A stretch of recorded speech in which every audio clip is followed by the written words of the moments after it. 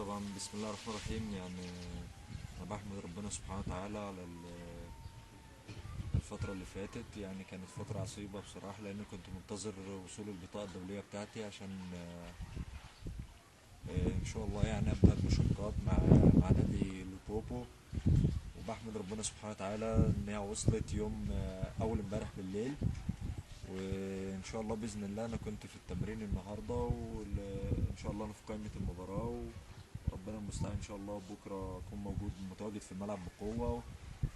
وبتمنى من ربنا سبحانه وتعالى ان التوفيق في اول مشوار ليا، طبعا اول ماتش رسمي بعد طبعا فترة طويلة جدا. انا كنت وقفت لعب واتجهت اتجاه تاني خالص، لكن ربنا سبحانه وتعالى عطاني الفرصة تاني.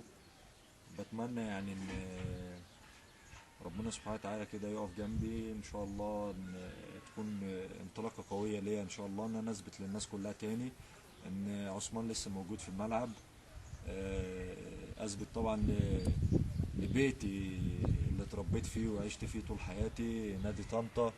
اتمنى من ربنا سبحانه وتعالى ان انا اشوف نادي طنطا من اكبر الانديه المصريه طبعا، وبينافس وكل شيء طبعا. بتمنى ان اكون اضافه قويه لنادي لوبوبو في مشواري. واتمنى طبعا ان اشوف بيتي برضو طنطا، ان اطمن على الناس واشوف النادي بتاعي ان يكون موقفه كويس في الدوري الممتاز، وان يكون له بصمه قويه في الدوري الممتاز السنه دي. وبالتوفيق للجميع ان شاء الله. وبتمنى لكم التوفيق من هنا من الكونغو، وان شاء الله على تواصل دايما. وبشكركم جميعا، وبشكر اتحاد الكوره ان هم الناس بعتت البطاقه الدوليه. بشكر الاستاذ سعد عزام طبعا، لان هو اللي ساعدني، ان هو اداني ارقام ناس مسؤوله هناك في اتحاد الكوره والفضل بعد ربنا سبحانه وتعالى. برضه بشكر والدي لانه عمل محاولات جاده جدا طبعا، ان البطاقه الدوليه تكون تنباع بسرعه.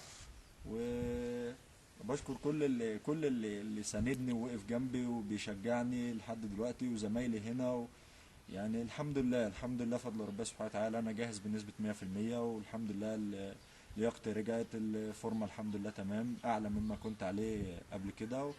وربنا يسهل ان شاء الله اثبت وجودي، واثبت ان انا ان شاء الله باذن الله اكون اضافه قويه لاي نادي بعد كده في المستقبل ان شاء الله.